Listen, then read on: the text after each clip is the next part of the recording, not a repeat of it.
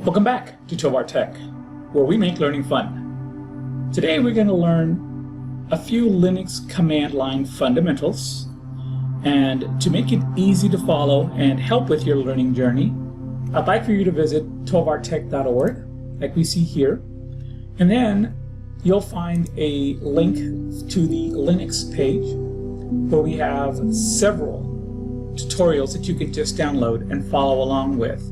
The first one, the Linux command line fundamentals. Once you download the PDF, it'll essentially walk you through step by step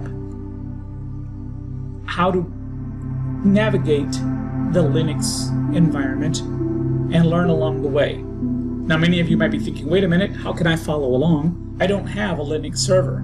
No worries. I provided a link for an online Linux box where you can actually just follow along and you don't have to pay for this. So to get started, we're going to go into Lab 0 and I'll kind of walk you through it, and then you can do it on your own after the video. And you can do it as many times as you want until you get really comfortable. So once you open up the Linux environment, let me just clear this up.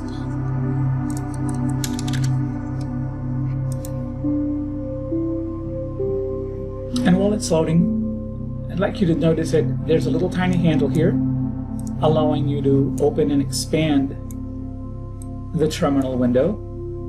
Now I got this side by side so we can kind of walk through this together, but notice immediately you got the cursor inside of the bash window and it's telling you welcome to Fedora 33.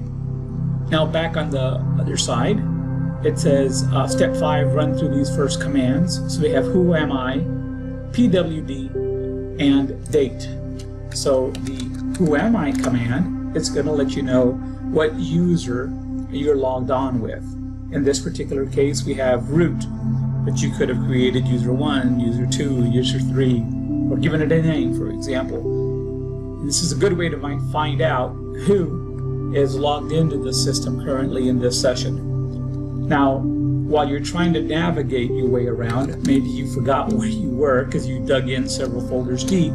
The PWD, or the print working directory, lets us know that we're inside of the root home folder. Notice up here, there's no slash. Here, we have a slash because we are at the root folder, while up here, we're logged in as root. And then the next command is date, letting us know today's August 2nd, 5:24:16 p.m. Universal Time. So as we continue, let's kind of go through this together. Let's say what you've observed. Who am I prints the current user. PWD prints your current directory. And date prints the system date and time. And you got a little checklist. So you can say, yes, I've completely opened the JSX Linux training environment. I clicked on the console, you did the commands, and this is a kind of make sure that you stay on track. And I even put a couple of troubleshooting tips. If the page does not load, refresh the browser tab. If the keyboard does not type in the console, click inside the black terminal area. So you'll come across these little tips from time to time. Now we're ready to get started with lab number 1. Understand the PowerShell prompt and the basic commands themselves. The goal here is to learn what the command prompt represents and simple commands that display useful information. Then we're going to practice, right? So number 1, run the following commands one at a time. Read the output after each command. This is really important because I want you to know what you're doing. We don't want to just type and go on. We're not trying to memorize commands. We're trying to learn what they do so that we can actually be useful in the Linux environment. Then you want to clear the screen when finished. This is very important because before you know it, depending on the output that you're getting from the commands, it can get away from you pretty quickly, and this becomes convoluted and confusing. So once again, we got the who am I, right? Who am I? As we saw earlier, this is the root user that we're in. As we saw earlier, the print working directory lets us know that we're inside of the root folder. Now this next one is really important in my opinion.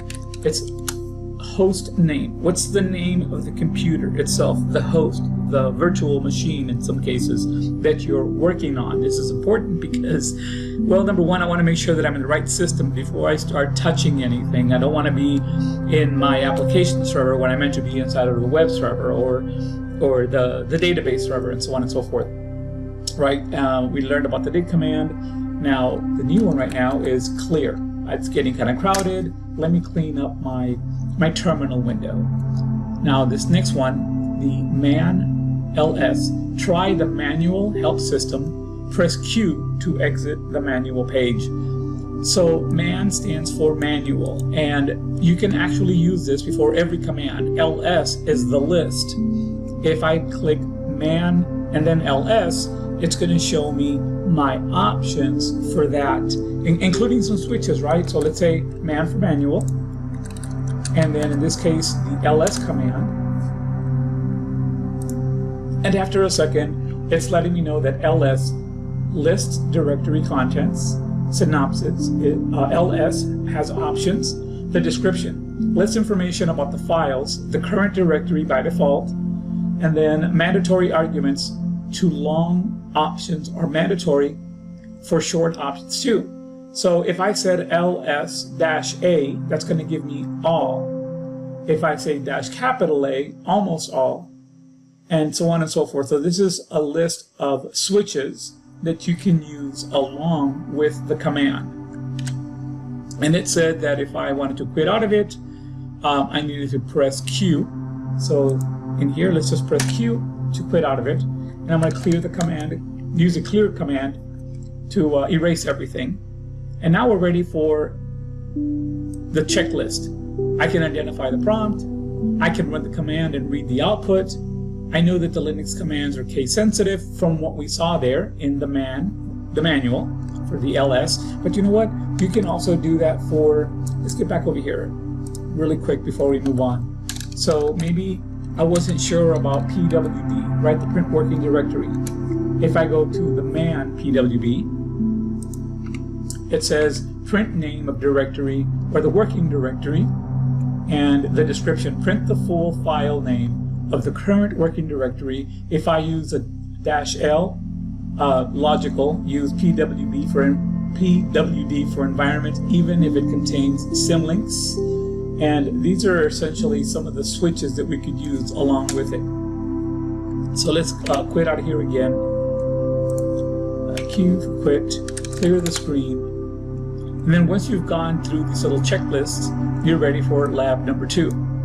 And you'll see that this kind of has quite a few. And I don't necessarily want to use this video to go through all of these. We'll do that later. But I just want you to know that you can do this now hands-on at home at your leisure.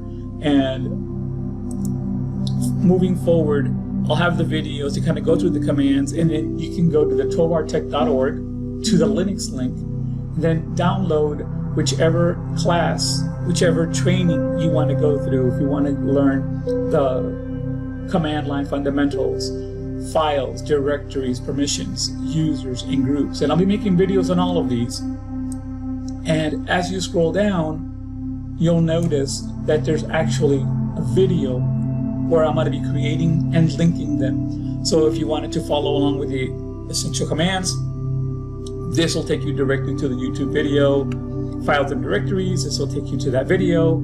And then when you're ready, you can go back up to the lessons, download them, and spend some time. So that's all for now. We're going to see each other on the next video. Please don't forget to like and share the video so that everybody else gets an opportunity to learn for free in our new training center, the TovarTech environment. Thanks, everybody.